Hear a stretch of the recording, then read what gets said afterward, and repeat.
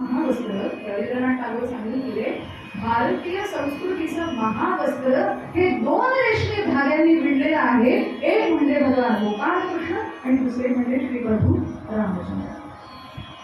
आणि म्हणून त्या महावस्त्राचं वस्त्र पांघरत असताना काय पांघरलेलं विसरता कामा नये, कारण ते काही अगदी फॅक्टरी मेड नाहीये, अगदी एका तासात साडी तयार असं नाहीये.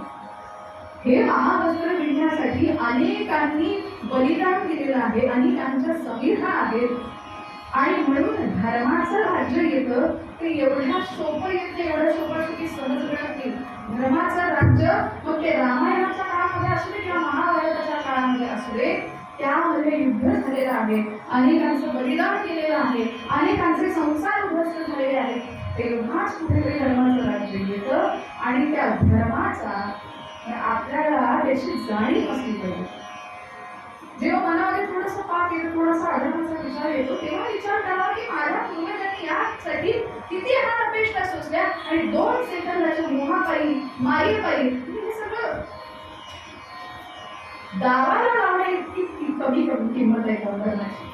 आणि म्हणून धर्मो रक्षती रक्षितः, तो धर्माचं रक्षण करतो, धर्म त्याचं रक्षण करत असतो. हे मी इथून सांगते म्हणजे काही मी धर्माची योद्धा तयारी असं नाही. तर समर्थांना काय अपेक्षित आहे, संतांना काय अपेक्षित आहे, समाज प्रबोधनाची जागा आणि संतांना काय म्हणायचंय त्याची जागा हीच आहे ना. मग याची चर्चा इथं नाही होणार तर कुठे होणार. बाकी चर्चा करायला आपल्याला सगळं गाव रिकाम आहे, पण धर्माची, देशाची, आणि खरं सांगू का आपला हिंदू धर्म एकुलता एक असा धर्म आहे जो संपूर्ण विश्वाचा विचार करत असतो.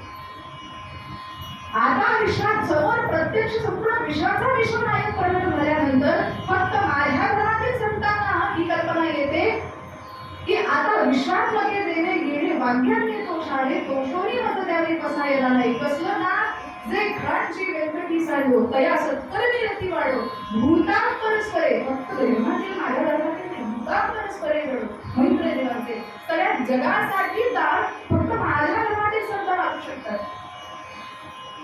आणि म्हणून समर्थ जेव्हा लिहितात की माझ्या देशाची काय व्यवस्था झाली आहे, माझ्या देशामधल्या स्वधर्माची जी जाणीव आहे, राष्ट्र संवेदना जी आहे ती जागी झाली पाहिजे. लोकांनी मान पाठ सरळ करून वर बघून जगलं पाहिजे. हे फक्त माझ्या धर्मातील संतांना एक मनात येतं. आणि आपला धर्म हा काही अगदी नॅरो माइंडेड वगैरे नाही बरं का. एखादी घरातली पूजा करत असताना द्विपाद चतुष्पाद सगळ्या विश्वाचं कल्याण हो, सर्वे भवन्तु सुखिनः सर्वे सन्तु निरामया सर्वे भद्राणि पश्यन्तु. हे फक्त सगळ्यांचं कल्याण हो ही प्रार्थना फक्त माझा धर्म करतो. जेव्हा आपण फक्त आपल्या घरातली सत्यनारायणाची पूजा करतो तेव्हाही. त्यामुळे माझा धर्म नेरो माइंडेड अगदी ऑर्थोडॉक्स वगैरे नाही, अत्यंत सहिष्णू आणि अत्यंत दूरवरचा विचार करण्याची दृष्टी ही माझ्या पूर्वजांनी दिलेली आहे, हे प्रत्येकाने लक्षात घ्यावं.